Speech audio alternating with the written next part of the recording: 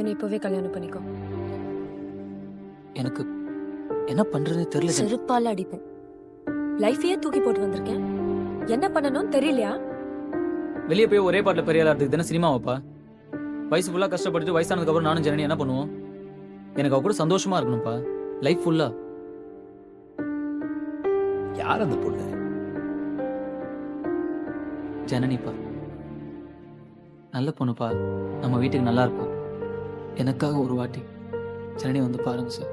நாங்கள் உங்களை காயப்படுத்திட்டோம் தெரியும், ஆனால் அவள் சந்தோஷமா இருக்கணும் தானே சார் நீங்கள் நினைப்பீங்க. நான் உங்களை விட ஜனனி சந்தோஷமா வச்சுக்கோங்க சார்.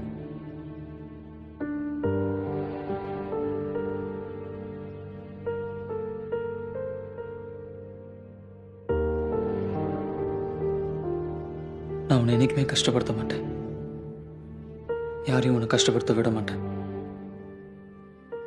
தெரியும்டா.